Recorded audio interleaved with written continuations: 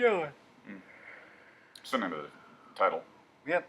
Alright, guys. Welcome to another episode, the very first episode this year of the Dragon Yawn. Unless you're watching it in the future, in which case, we don't know. Very much so. But yes, very first podcast, video podcast in 2019. Alright, and so we're coming to you from the mat at Tactical Kung Fu Mixed Martial Arts. I did it again. I'm starting off the year wrong. Okay, it's on this side. But yes, so there are sponsors and they're letting us do all this here. It's awesome. It's great. You can come here and join in the fun, learn how to punch, kick, and hang out with cool people and all kinds of stuff. In fact, we got one cool person here who is an author who's got a really cool thing going, and it's this guy, and I'm going to let him explain that. Okay, oh, man, I'm forgetting everything this year. I'm Sifu Mike. I'm Robert Aldrich. Yeah, so that's who we are. So I'm like all talking, all happy about the fact that we're here. We're doing a podcast this year, the first one. We got a really cool topic, but first let's talk about him because this stuff is cool, man. Thank you. Robert Aldrich. My website is teachthesky.com. I have a host of short stories and novels, and I am running a Kickstarter with 3 weeks, just under 3 weeks left. We are running a Kickstarter to make a Rest for the Wicked short film. It is a trial project. You can check out more. Check out the website, teachthesky.com, Twitter, Facebook, all the social medias. There are links everywhere. I'm promoting it daily, and we are excited. And it will be a short film, and it will be funny and good, we hope. But funny, definitely. Yeah, and cool. Well, tell them who Rest is. Oh, Rest is a moron. The Rest for the Wicked is a cyberpunk haunted house story about a bunch of morons that break into an abandoned military research facility because what could possibly go wrong with that plan? And they find out what could go wrong with that. And so the series, we're supposed to be announcing the second book any day now, and there are new short stories all the friggin' time, and the series has just really spiraled. It's all very popular. A lot of people enjoy it. I enjoy writing it. I enjoy working on it. It's a fun, colorful character, and we thought, hey, this should be a movie or a TV show or something like that. And so this short film is just a pilot project for that endeavor to try to show that the IP has legs and to get some studios involved so we can take it to the Sci-Fi Channel and get in on some of that sweet, sweet advertising money. Yes, definitely. It's a very cool stuff, very cyberpunk-ish, very, you can think of the main character as Rest. He's kind of like a mixture of Bruce Campbell and Josh Brolin. So, like, you put them together, he kind of looks a little bit like Cable, at least in my mind. Not the characters, the actors. Yeah. So speaking of cyberpunk. Cyberpunk, yes. So, going for our topic today, man, we're going to force feed you the red pill and show you how deep the rabbit hole really goes, because this year is actually the 20th year anniversary of The Matrix. 20th anniversary. Oh my god, I'm old. I know, right? We're all old, right? Oh, so let me give you. So I have some personal history with The Matrix. This is about the first time I got online. Was in 99, 98 or something. And there were 2 movies that came out that year. There were a lot of movies that, like, studios had made competing movies. There were, like, competing Columbus movies and competing Asteroid Deep Impact movies and whatnot. And The Matrix came out in tandem with another movie called The 13th Floor. Oh, I remember and that, yeah. I bet my friends, I was like, The Matrix is just going to be nothing. The 13th Floor is going to be that's going to be the money. Boy, was I wrong. Yeah, it turned out to be the 5th highest grossing film of that year, man. The 13th Floor? No, well, like 9 Matrix. people watched that. The director's own mom didn't go see that movie. Are you kidding me? And it was really, really, like, there. Yeah. Like, it's a movie that got made. I mean, 99 was a good year for, It like, was. memorable movies. Like, the Galaxy Quest movie came Galaxy out Quest, that year. One of the best Star Trek movies ever made. Did Star Trek come out that year? Galaxy Quest. Galaxy. Oh, yeah. It's a Star Trek movie. Yeah, that's definitely a Star Trek film. But Fight Club came out that year as well. Yes. Yeah, Fight Club was a sleeper hit. It enjoyed a whole lot more popularity in DVD than it did in the box office. Yes. Now, that film, like I said, 5th highest grossing film domestically, because I didn't look up the global box office numbers, because in all honesty, I'm kind of lazy. the other reason is that I look at my analytics for YouTube, and almost nobody outside the U.S. actually watches this thing. So, honestly, keeping it local. going back to 1999, I'm not sure how much global analytics global ticket sales were collected back then. Actually, pretty good. I saw there was a statistic. I just didn't write it down. Well, fair enough. Excellent. Well done there. But the number one highest grossing film was Star Wars. It was the Phantom Menace. It was the first one. The one that we would like to forget, but like it was highest grossing film. After that was Toy Story 2, Austin Powers, that's probably shagged me, so Austin Powers 2. So we had a couple sequels and a prequel, highest films, but Sixth Sense came out that year. That was an original film, along with this one. This is original film that is based on a lot of stuff, actually, but Sixth Sense came out that year, which, I mean, like I said, man, we're old. Yeah. But that was a very, very good year for cinema. It really was. Yeah. And so, anyway, so The Matrix. The Matrix, written and directed by the then Wachowski brothers. Okay, they are now siblings. Well, they've always been siblings, but they're sisters. And so, that is a whole long story. You can Google that mess and get the whole thing. We're just talking about The Matrix, not necessarily them, but yes. And so, apparently, that movie, when they wrote it, I think they spent like half a decade just writing it. I don't know about, well, see, that's the thing, is I don't know when they started it versus when they started the production on it. The Wachowski siblings at that time had done one movie, and that movie was essentially a trial run for The Matrix. They were given $20 million to make a movie called Bound, which starred Gina Gershon and Lily something. I can't remember. It's a gangster movie. It's totally not Matrix related at all. It's not cyberpunk, but it is cinematically gorgeous. And they had worked with Joel Silver on it. Yeah. And Bound was a sleeper hit. Bound was very successful, but it was a indie movie that did indie movie money. And then they were given the budget for The Matrix, and a lot of their friends and even the production crew were like, do these guys know what they're going to do? Yes, apparently they do. Well, the thing is, they actually had the script written when they did Bound. They were given a certain amount of money from the studio, but they were kind of like, hey, we can't film this in the U.S. for that kind of money. Like, if they filmed it in the U.S., it would be 3 times higher than what they actually filmed it for. They went to Sydney, Australia, and filmed it for $63 million, which was really good because it grossed $463.5 million. So, massive return on the investment. But like I said, if they had filmed it in the U.S. for the exact same stuff, would have cost 3 times more. And that just kind of highlights the difference between Sydney back then. I think this might have been pre-Lord of the Rings. Oh yeah, no, this was pre-LOTR, so this is, unless you count Tu Wong Fu, this is what introduced us, and Babe, this is what introduced us to Hugo Weaving.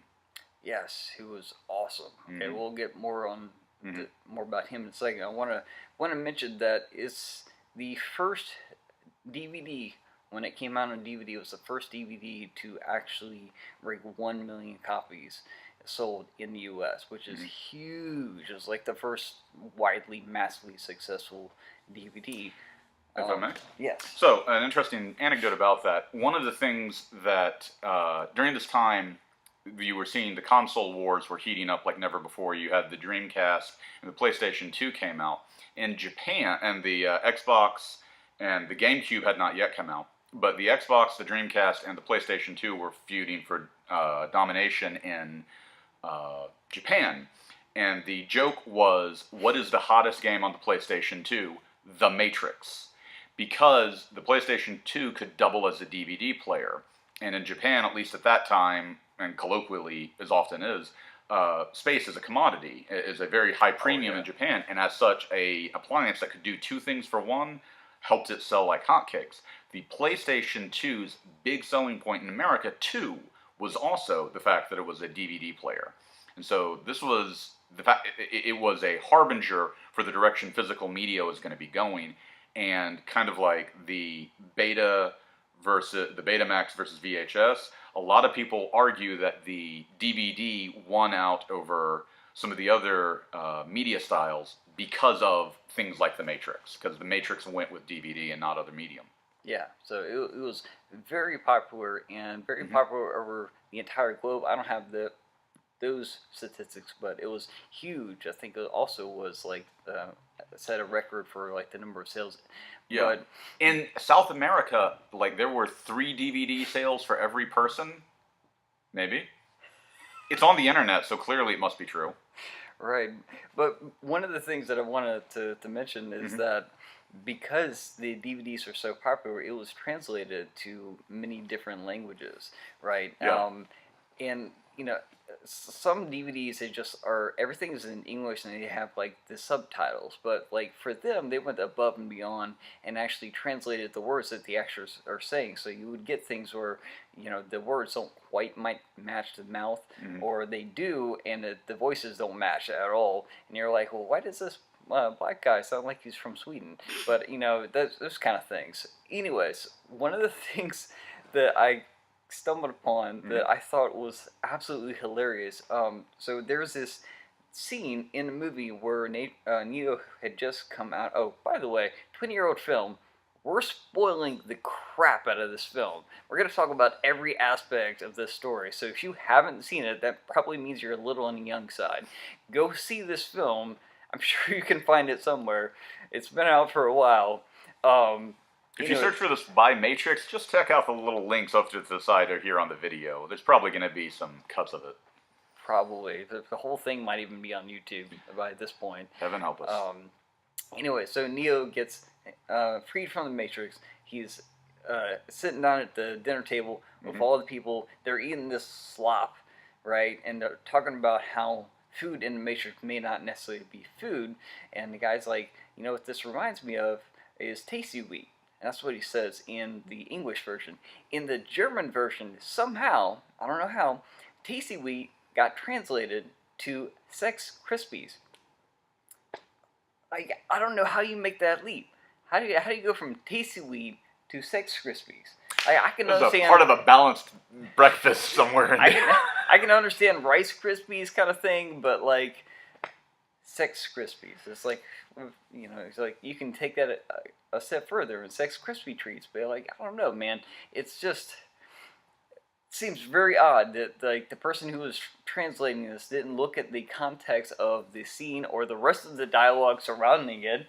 Or did he? I mean, right after they talked about how chicken tastes like everything because they don't know what chicken tastes like. So how would they know what this tastes like? So how do you go from breakfast cereal to Sex Krispies? Honestly, I mean, like.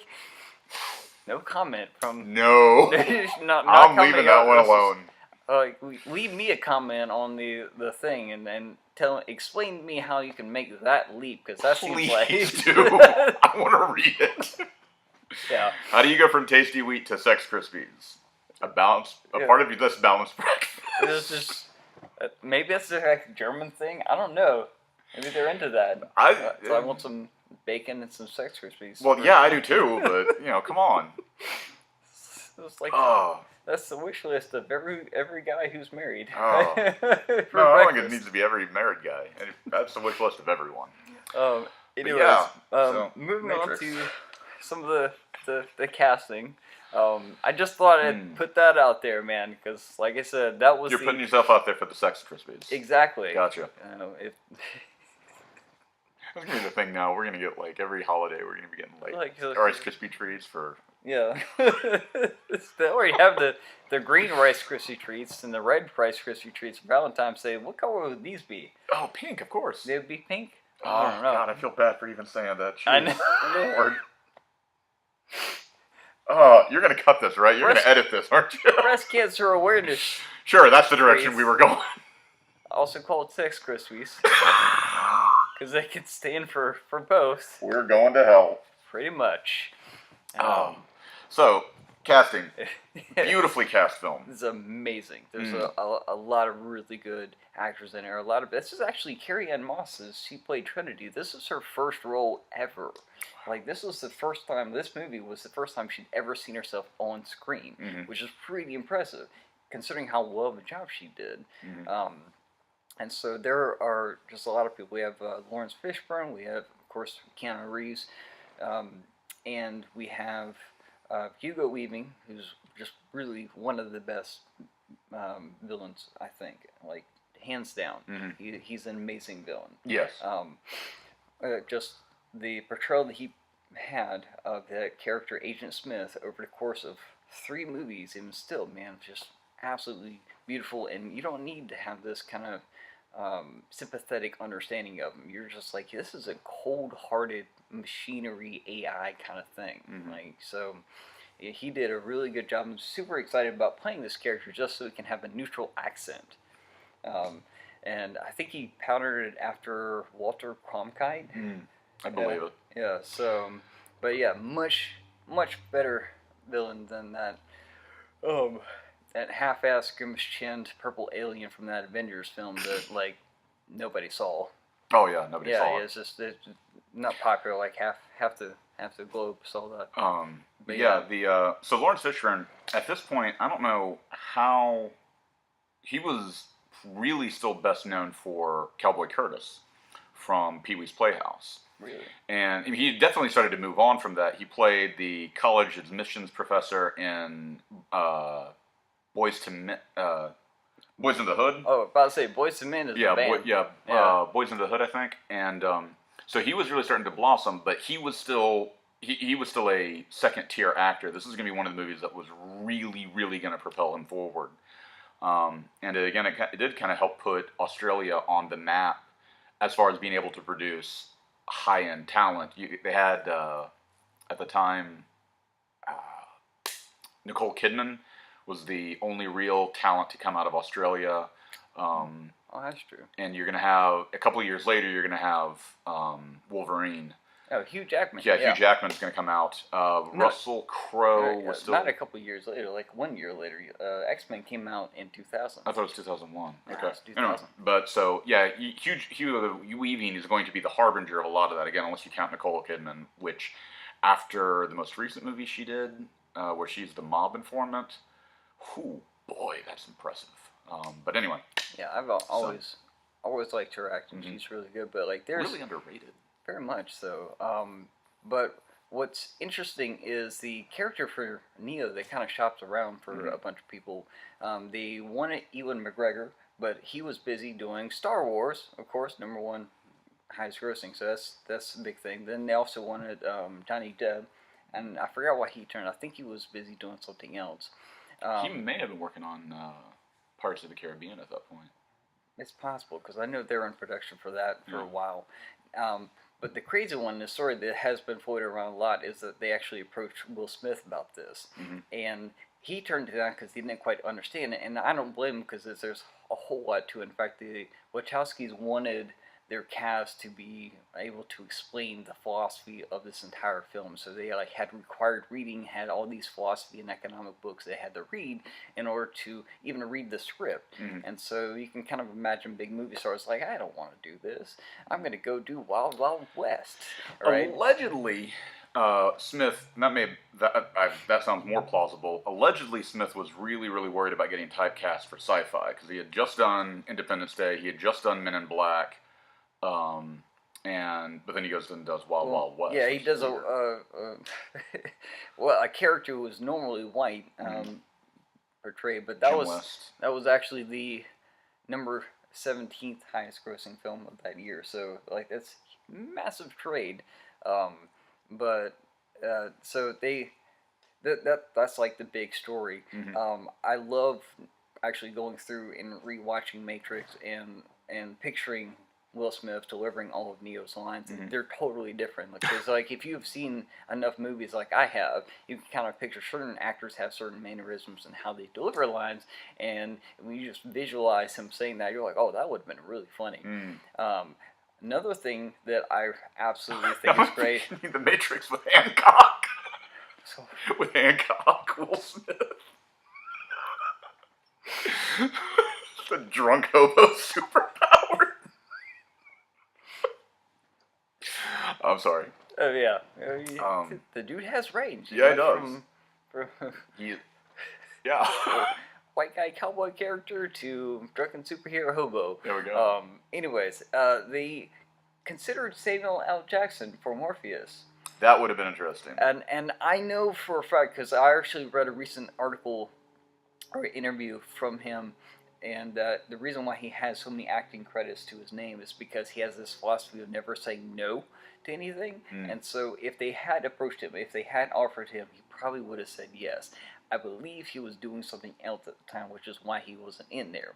But he really can't help now watching the film and thinking Will Smith as Neo and Samuel L. Jackson as Morpheus and Mouse saying Six Krispies instead of Tasty Wheat. So it becomes an entirely different film. It really does. And if they were ever going to make a remake, they don't have to have younger actors. Just put those two guys in there, and it would be awesome. I would pay to see a movie where Will Smith is Neo and Samuel L. Jackson is Morpheus. It could be word for word, shot for shot, the exact same thing. Just put those two into it. It would be hilarious. That would be great. Just that first scene, you'd be like, you think that's air? You breathing now?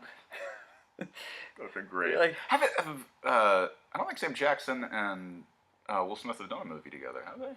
I don't think so either. I mean, that would be a great pairing, though. That would be. I'm just like looking at it, and I'm just sitting there thinking, man, he'd be like, quit trying to hit me out of the trucker. That'd be fun. It's just like, it would be an entirely different film. Oh, man. Not that I don't like The Matrix. I love The Matrix. I would just love to see that because I think that would be hilarious. I mean, just in your head, just put those two on screen. It could totally work, and they don't at any age. They don't have to be like young now. Do you know Sam Jackson's 70 something? Yeah, he's up there. It's amazing. He's got something like 100 some odd credits to his name as far as acting is concerned. The guy never says no. That's the thing. He's just like, oh, you want me to be eaten by a dinosaur? All right, sure. I'm going to be eaten by a great white shark? All right, cool. I'm going to do that. I'm going to be able to play with a bunch of snakes? Okay, I'll do that too. Well, part of the reason for that, though, and to his credit, is because he was busting his ass in Hollywood for a long time before he made it. Yeah. People point out Pulp Fiction as, like, his blossoming. He had been working in Hollywood for like 20-something years. Go back and watch Coming to America. That's Sam Jackson who holds up the McDowell's restaurant. He was working hard to make it. And a lot of people, again, talking about Pulp Fiction, say, it was an overnight success. No, it wasn't. He was busting his ass for a decade or more. Well, that's a lot of people in in any industry. All the people who are really famous have been working really hard for a very long time beforehand. Most of the people who make it in their 30s, they started when they were in their teens, right? So you got to think about some of these people. They had time. Yeah. It's and it's the same thing with some of the business, some of the ventures. It's not overnight success. Like Steve Jobs didn't take a year to make the Apple computer. He had worked on it. It was a combination of a whole lot of things for years going forward. And we're not even going to say the word Xerox.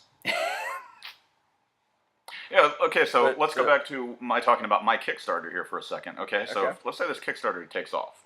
Cool, no problem. And the Kickstarter succeeds and I make this short film. Excellent, great, fantastic. We take it to Sci-Fi Channel or somewhere and it gets turned into a movie, everything. I'm going to make the tours and everybody's going to be like, so, you overnight success. No, I published my first book almost 20 years ago. I've been busting my ass at this for 20 damn years. When The Matrix came out. Pretty much.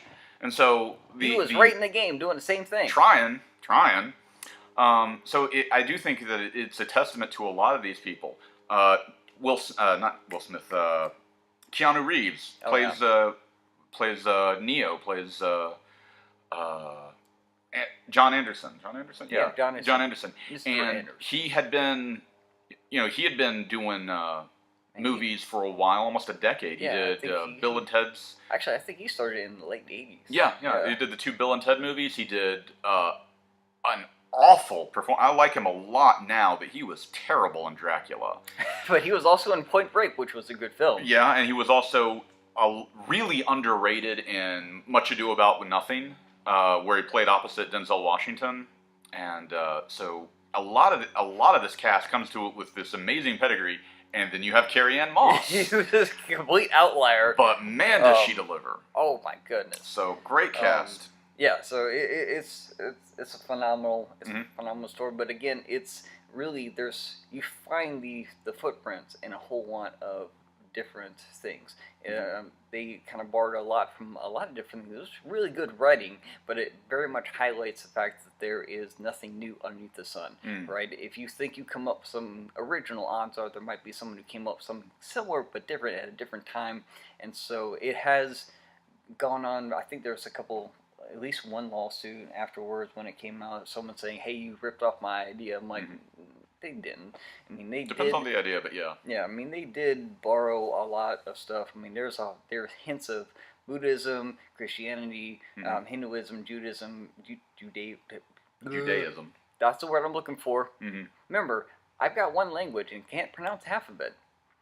Okay, so that's what we're working with here. Right. But so moving on that was the kind of production aspect. Moving on to the story, like I said, has a whole lot of different elements in it. It's very philosophical. It's also very fun to watch, man. It's a very fun movie with lots of action. Just changed the game with the action in it as far as how they shot it and everything. The look and feel is very much based on anime. It's like a live action anime for the most part. The Ghost in the Shell animated movie, excuse me, was one of the things that they used to shop it around to different studios. Is they showed them Ghost in the Shell, again, the 1996 movie. Yeah. And the they good said, one. We're looking to create something like this with the film. And they brought in a lot of elements from anime visually. Things that you really weren't seeing outside of anime and even cartoons.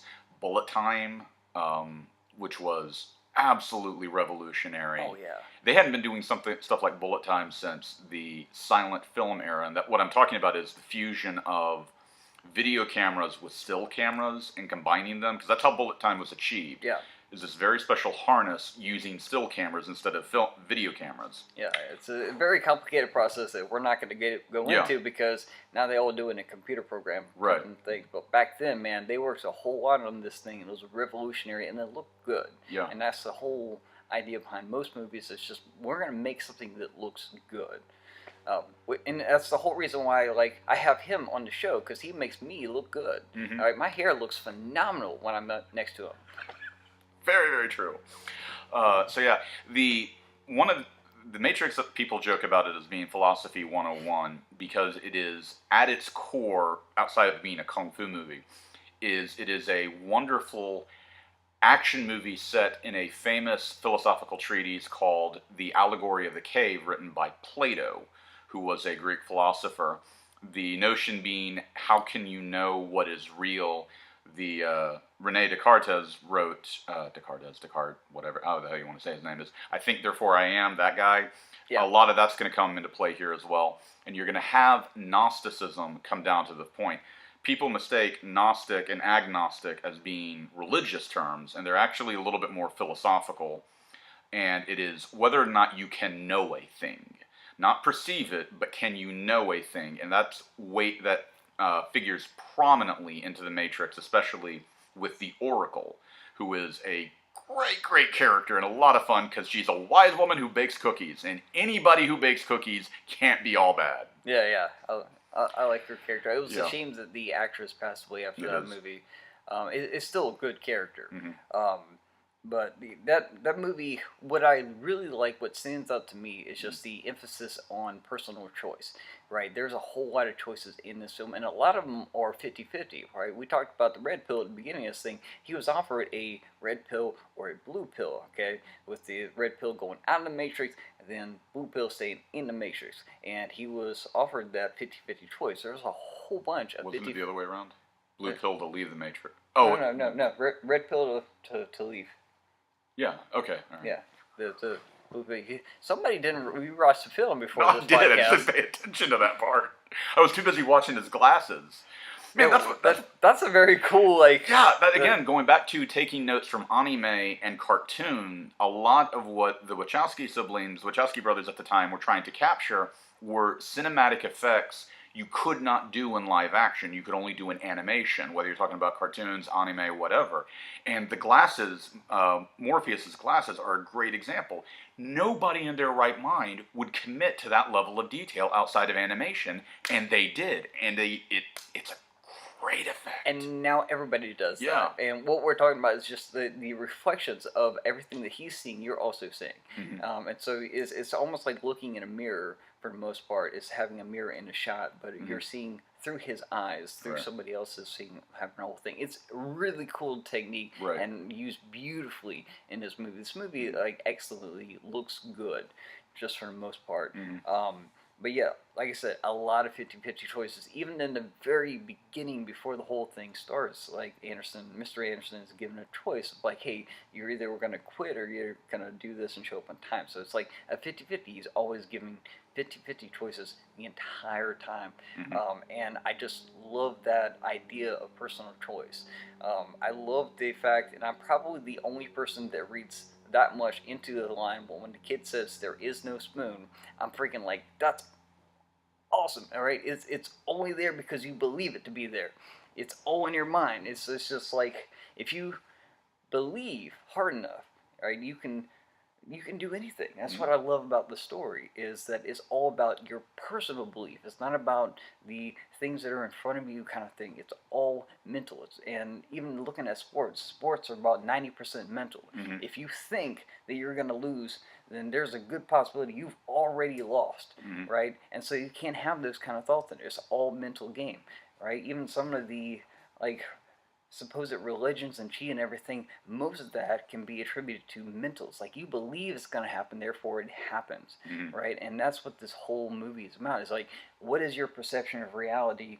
Do you believe this thing to be real? You know, is it real, or is it deja vu because they reset everything, right? Or is it tasty wheat or Sesame Street? They don't know. They don't know what it tastes like. It's a program. Right? It's all about how you look at things. And one of the great things that I think about this movie is that Neo is told to not base what he does on the rules grounded in the Matrix, right? To win, he is told to play by his own rules. And that's going to be like in anything. If you want to win, the easiest way to do it is to play by your own rules. Right? There are a whole bunch of things in different games that you can do that, yes, they have rules, but then there's like little loopholes, or there's things that people have never done before, and those are the things that are going to work because no one's ever done them before, right? That's like Monopoly. Yeah. Nobody actually plays Monopoly the right way. No. Nobody's actually read the rules, because if you read the rules, Monopoly is a very different game. However you think you play Monopoly, it is not even close to the way the game's actually supposed to be played. I love Monopoly. I'm an economist, so this is Well, like, yeah, that's my thing. But you know about, all property goes up for auction. Yeah. Yeah, so, Yeah, and it's like right there. Yeah. Like, it's a different thing, but like I said, if you play by your own rules, you can win any game. Okay, it doesn't matter. It's like the kid who says, "Oh no, I'm safe, I'm free," after he's been tagged. I mean, I see this all the time, and we try to weed them out of it. But in some cases, like, that is the very case that you have to do. You have to believe that, oh, I can do this regardless of what everyone else says, because you're in a world filled with negativity. A lot of people who are like, why are you doing this? Why are you doing this? You need to just flip the script, look at things differently, realize there is no spoon, and you're like, why not? Okay, I want to focus on something that's positive. Why not do this? Why not go through it? And so I absolutely love those positive aspects of the movie. Besides the fact there's a whole lot of really cool martial arts in it, man. Yeah. the Hong Kong invasion. Yes. Do you have anything else to add on the philosophy before we talk about the punching and kicking martial arts stuff? This is definitely a movie that can inspire a lot of conversation, and I've seen it on lists for like parents, for books, movies to watch with their kids. Classes have been taught on it for good reason. And it's I think number 40 on the national top 100 films of all time. Very it's in National Archives. Like, it's one of the culturally significant. Yeah, one of the things you have to watch before you die kind of films. And so it's a really good film. And like I said, some of these themes are universal. Some of it goes back a long time ago. We're talking about stuff that they've been discussing for hundreds of years, if not even longer than that.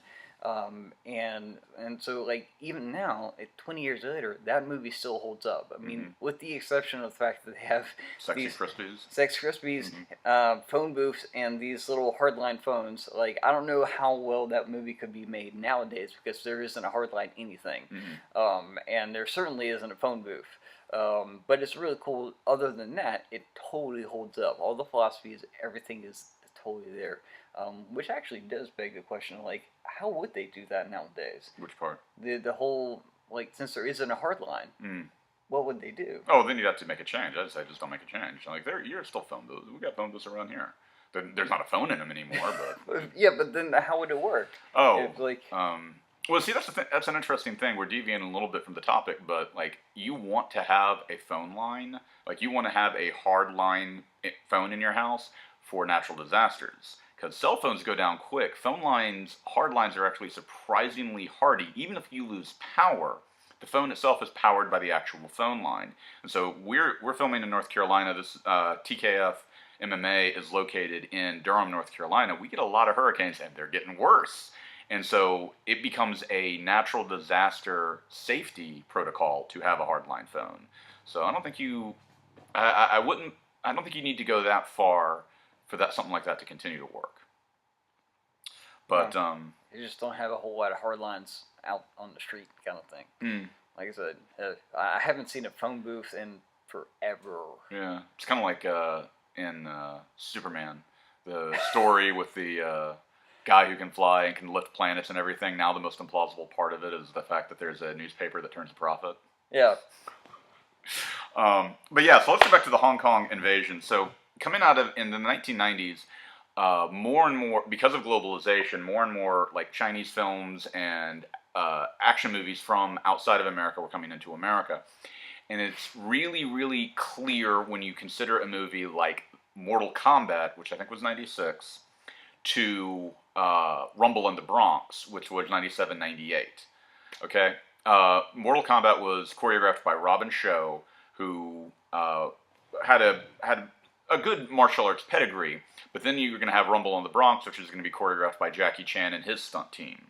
Radically, radically different. Mortal Kombat is very American-style fight choreography, and then Rumble in the Bronx is Hong Kong-style fight choreography. Everybody saw Jackie Chan. This was their introduction. Even though he had done movies in America before that, nobody really in mainstream cinema really knew what to think of Hong Kong-style action, and their response was, yeah, but then you're just going to have to import people from Hong Kong to play these roles. Are you? Not necessarily. Now, I think this was one of the first mainstream American films to highlight what is called wire fu, okay, which is an actual martial art, but it's only one for cinema, and it's very popular in China and is used all the time, and you can see it used to great effect in a lot of films, including The Matrix, and that is literally, they hook you up to a harness, they hoist you in the air, there's a couple guys off camera just pulling strings, right, and you do all these crazy cool kicks and looks good. I mean, how do you think you get shots where people are running up walls and stuff like that? Wire fu, okay? So this was one of the first things that really emphasized that whole thing, and because audiences in America had never really seen that before, they're like, oh my gosh, how does she way up in the air and kicking the dude across the room? And it's wire fu. Yeah.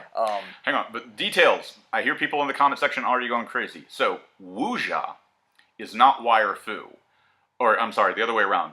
All wuxia is wire fu. Not all wire fu is wuxia. Wuxia is genre specific. Wuxia are period pieces with wire fu. So Crouching Tiger, Hidden Dragon, that would be wuxia. Matrix, not wuxia, because nobody has long ponytails and aren't dressed in nice flowy robes. But here's the interesting thing. The guy who worked on Crouching Tiger, Hidden Dragon also works on The Matrix, and it was his work in a lot of these kung fu action films. I think specifically Fist of Legend with Jet Li is the reason why he got the role, and that's it. And I hope I'm not pronouncing this incorrectly, but Wu Ping Yin. And in some cases, I've also seen Yin Wu Ping. And you would think that a person that teaches kung fu, I should know that kind of stuff, but he also choreographed Team America World Police. Did he really? He actually contacted Matt Stone and Trey Parker and was like, "Can I do this?" And they were like, "Please twist our arm." Which is the stark opposite of him being hired on the major. When they first wanted him, because he didn't understand it and he thought he was going to have to work with American actors and didn't want to, so he's like, "I'm just going to give them this exorbitantly huge price to dissuade them from ever hiring me," and they're like, done. And he was like, check. Yeah, and then he was like, okay, well, I need the actors for like 4 months before you even shoot, and they were like, done. And he was like, well, I'm gonna do this film, and so, but like, going back to him, he has done Forbidden Kingdom, Drunken Master. He's done pretty much IP Man 3, the upcoming IP Man 4. Another one? There, of course, it makes a whole crap ton of money. Yeah, it's just he is. They're about as historically accurate as Lord of the Rings. I don't think it matters at this point, but he's been part of the Chinese cinema for so long, and like I said, he worked with the actors for like 4 months, and really, it really highlights the fact that frequency does matter, because these guys went from nothing to badass in 4 months or less, and with multiple serious injuries. Oh my god! Well, I'll get to that in a second, but like, because they were spending probably like 5 or 6 or more hours every single day for an extended amount of time, or a short amount of time. Sorry. So like, they probably did more in a month than some people do in a couple of years, right? It really does matter. But like he was saying before, lots of injuries, because you have to be smart about going about your training if you're going to go at such a high frequency. Okay, there's no way that I can do certain things at the rate that I teach. I mean, I teach at least 30 hours each week. We've got 28 classes on the schedule. You know, there are certain ways to go about doing that so that I don't get injured, because if I get injured, then who's going to teach my 28 classes each week, you know? Same thing with them, but they didn't quite go about it in the right way because they'd never done martial arts before, and so there's just a crap ton of injuries on this film. Just an amazing amount of injuries, and like, some of them during pre-production, during that 4 months of training, some of them during the actual production and shooting schedule. I think, let's see, Keanu Reeves got, actually every single main member of the cast got an injury at some point. I mean, there's so many that I can't even like. I didn't even bother writing down all the people who got injured, because like Keanu Reeves broke his neck. Yeah, right before filming, and that's why when in the very beginning, that fight scene between him and Morpheus, right?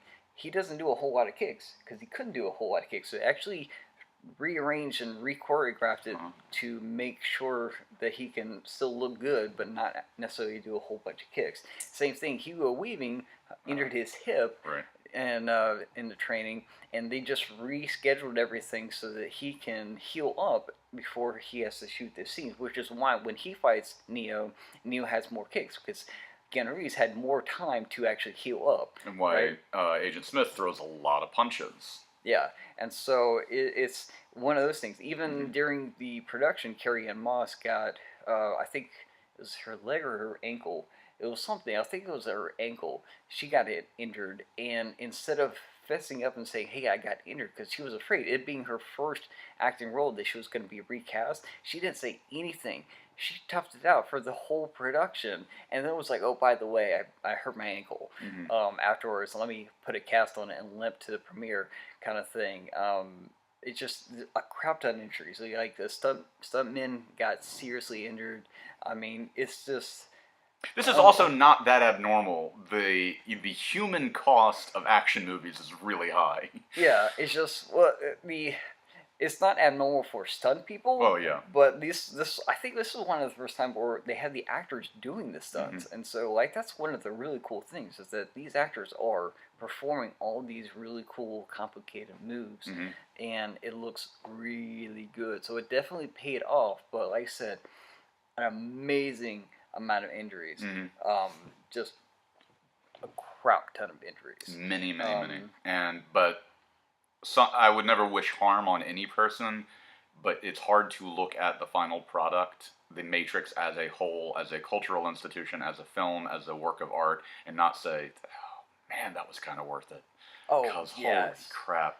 Yes, I mean some of the scenes that they did, like, I mean, I could see why some people want to be like, I'll take a licking for that, Yeah. you know, but I can also see the actor when he's like, the director's like, all right, do it again. He's like, what? No.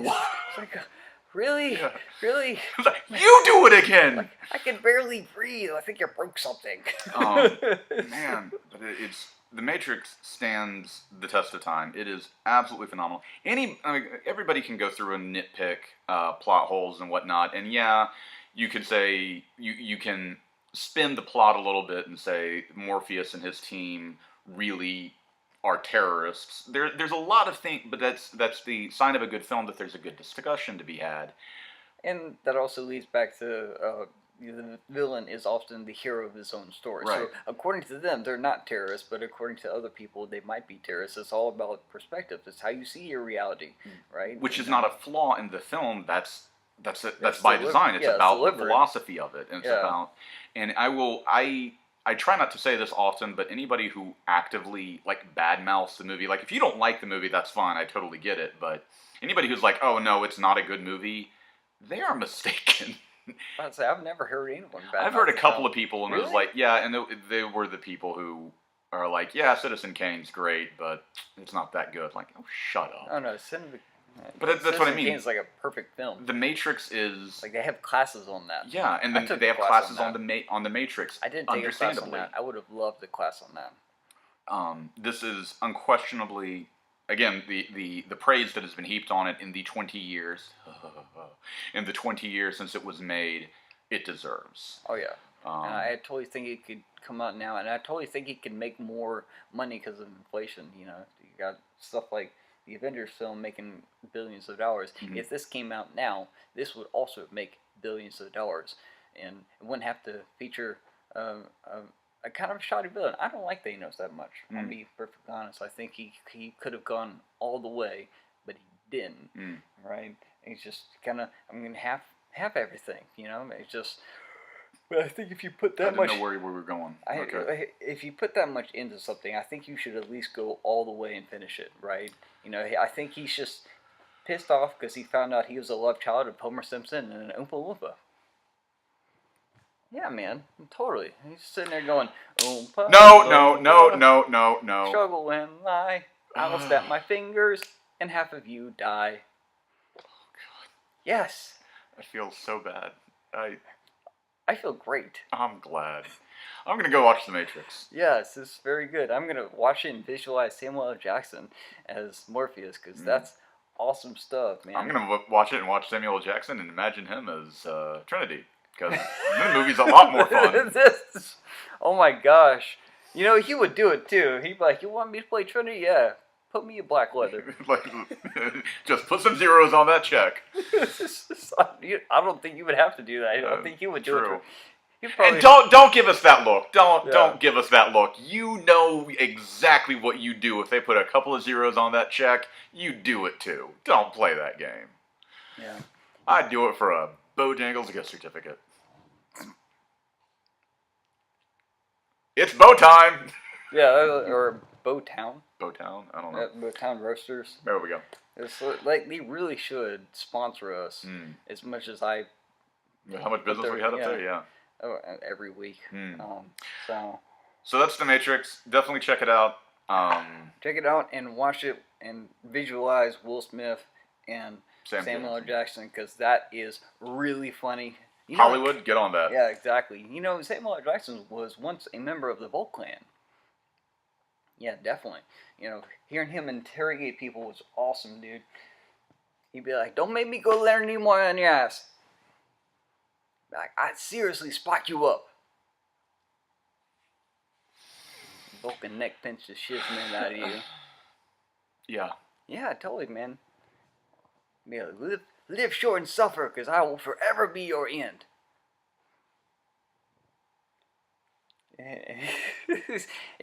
Folks, if you eliminate the possible, whatever is left, however improbable, will always be my fist. That's not Vulcan, that's Sherlock Holmes. I know, but still, but Spock said it a whole lot. Fair enough. Yes, I'm just turning my Spock quotes around, you know? Just putting it in the Volt Clan. Why are we You didn't even see that in your laugh. I saw it. I knew exactly what you were doing. That's why I was getting out of the way. Oh, I hear those keyboards warming up too. I wish they would, but like I don't get that many comments. Oh, Just once you just start, wait, once you start, you'll miss the halcyon days of the quiet comment I section. mean, I like reading them, but like I'm never gonna respond to them. Mm. I don't have that much time. I'm too busy making videos like this. So it's kind of silly when we talk about The Matrix, which is a phenomenal film, and you should go watch it somewhere. I'm sure it's everywhere. It's been around for 20 years, right? And if you get a chance afterwards, watch The 13th Floor, because it's okay. Right. And you get a sense that you can see Keanu Reeves before he did the John Wick series, right? So this is the movie that got his feet wet as far as like the martial arts action adventure kind of stuff. Which oddly enough, this was the first and last Matrix film that he did where he had firearms. Afterwards, he never used guns. Interesting. Yeah. I did not pick up on that. Yeah, so I should have mentioned that earlier. I wonder if that was a narrative thing or if that was a production thing. It might have been a narrative thing because at that point he doesn't have to use them. Yeah. If he's stopping bullets and flying and stuff like that, he doesn't need it. So they'll do more of the kung fu-y stuff. But yeah, he doesn't use firearms in all the other films. We're gonna do a Dragon Yawn about the 2 movies in the video game and the Animatrix. Maybe. Let us know if you want to see it. Yes. Or we can wait a couple years and do it then. There we go. When those movies are 20 years old. Anyway, so in the meantime, I'm Robert Aldrich. Well, check out his website, which is teachthesky.com, which has a what? Kickstarter for a short film that you will enjoy. Exactly. That's really cool. Why are we playing? I'm Seafood Mike. Okay. Tactical Kung Fu. You can check us out on our website, tkfmma.com. We also have a Facebook, a Twitter, an Instagram, and a YouTube channel. All right, so definitely subscribe, right? And if you hit the bell to get the notifications. Yes, and if you want to come and check us out, we're located in Durham, North Carolina. You can come punch kick things and all that kind of cool stuff. We're right off of I-40, so it's an easy drive. Pretty much, man. Try to keep things easy. So, all right, man. Hope you guys are doing good, and we'll talk to you next time. I don't know what we're going to talk about. Maybe the next. I just wait for you to tell me what we're going to do. Pretty much. I mean, that's what I always do. So, all right, guys, take it easy. Be good to yourselves.